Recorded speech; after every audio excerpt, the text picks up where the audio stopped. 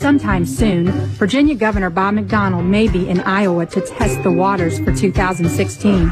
But don't be fooled. As a candidate, McDonnell promised Virginians he would never raise taxes. But as governor, McDonnell pushed the largest tax increase in Virginia history on retail, gasoline, property, cars, land, and more. So if Bob McDonnell comes to Iowa, remember, you can't believe a word he says. Paid for by Patriot Super PAC, not authorized by any candidate or candidate committee. And you want to watch this ad, you can check it out at don'ttaxme.com, don'ttaxme.com. Jamie Radtke is with us. She's a former U.S. Senate candidate. She's with the Virginia Tea Party.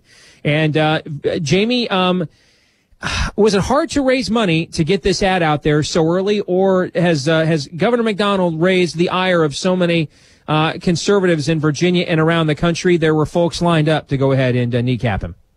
Oh, the Virginians are just outraged. It only took about 5 or 6 phone calls to have the money we needed. I mean, it's not just, it's locally, it's Tea Party, it's, everything from Wall Street Journal and National Review to Americans for Tax Reform to Virginia bloggers to the Republican Party chairman and even the chairman of all the local, GOP counties. Many of them are outraged and speaking out. His own governing board and even his economic advisory board member just resigned over this. So it is a huge issue here in Virginia, what he has done to the Virginia taxpayer.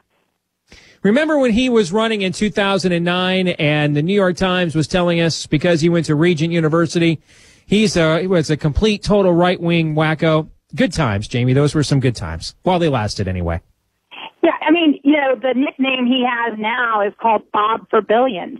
I mean, this tax increase that he's pushing, I know it's, I wish it wasn't that funny, but it is the largest tax increase in Virginia history. They were saying it was going to be $6 billion. Now it's looking like it's going to be $7 billion. And they tax everything, sales, gas, land, car, your property, your vending machines. And now they want to go to Congress and they want to beg Congress to pass an internet tax so we can start taxing the internet. It is just out of control. Now, you have Republicans in your state legislature. I mean, why don't they, I'm going to try to say this with a straight face, forgive me. Why don't they do their jobs and stop it? You were talking earlier about just what's going on in the Republican Party. There really is a battle going on in the Republican Party, and it's coming down to big government versus small government. Those that really believe in a constitutionally limited government, and those that are worried about just maintaining power and have this very false and naive notion that acting like a Democrat is going to achieve that.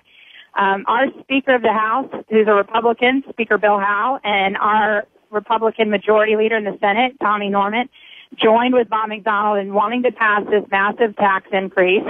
And it had just as much Democrat support, if even more. They actually could not have passed it without Democrat support. It was so popular that our Democrat U.S. Senator went onto the floor of the Senate for his first U.S. Senate speech with a massive pie chart and said, why can't we be like my good friend, Governor Bob McDonnell, and follow his model for Congress? 80% tax increases and only 20% spending cuts. He said, let's be like my Republican governor in my own state of Virginia. Now, that's not going to make Ken Cuccinelli's job this fall any easier because we've seen this before. What'll happen is the base will be ticked off that they can't trust Republicans if they elect them. And then the Democrats are going to hammer the Republicans that you still didn't raise taxes enough. You still didn't spend enough. It's still never good enough. This is never a winning strategy, Jamie. I can't think of anywhere in the country where this has ever been a winning strategy for the Republican Party, ever.